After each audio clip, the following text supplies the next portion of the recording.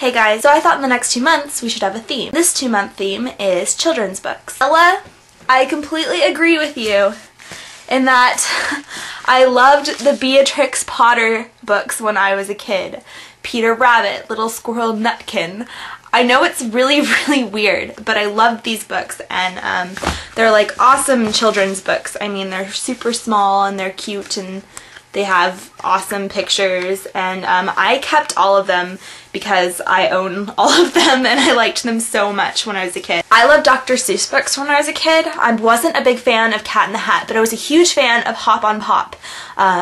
And I think, like, Mr. Brown went out of town. He came back with Mr. Black. Like, I just, like, loved all of that rhyming stuff. And so, and my brother's name is Sam, and so his favorite book when he was a kid was Green Eggs and Ham. I do not like them, Sam, I am. So, this is the actual book that we'd read when we were kids. I kept this one because, I mean, I liked this too, but this was my brother's favorite book, so, definitely kept it around. And my favorite Dr. Seuss book, even though it wasn't written by Dr. Seuss, it was published in the same, you know, my first book. I can read my first book thingies with Dr. Seuss, so you'll see the little logo there. But my favorite book when I was a kid was Go Dog Go. Love this book. This is the one that I used to read as a kid too. It's like falling apart.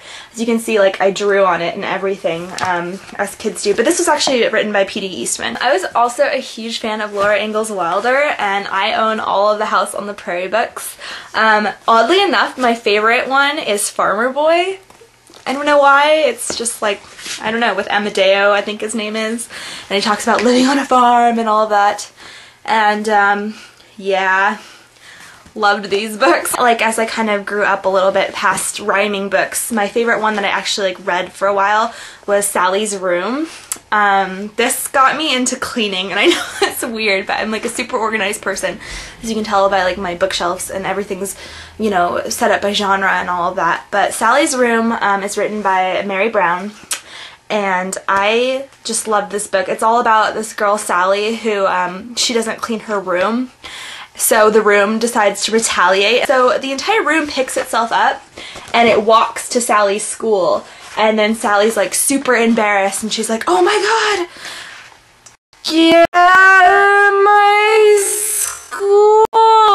She gets home, she finds out that her room is completely clean and everything's like, oh, she's like, I have so much space in this room. And Sally likes to dance, so she's like, oh, I could be an awesome ballerina. And then the room comes in and she's like, ah, there's too much stuff in here. And then Sally cleans up her room and she finds all of her favorite sweaters and her favorite glasses and her favorite skirt, and she looks so 90s in this picture. I love it. That's Sally's Room. Best children's book ever. And I'm still working on reading The Hobbit. It has been a year and a half and I'm only halfway through with it. But I just started spring break, so I will be reviewing The Hobbit really soon because I'm determined to finish it. And I'm also determined to finish the Philip Pullman, his Dark Materials series.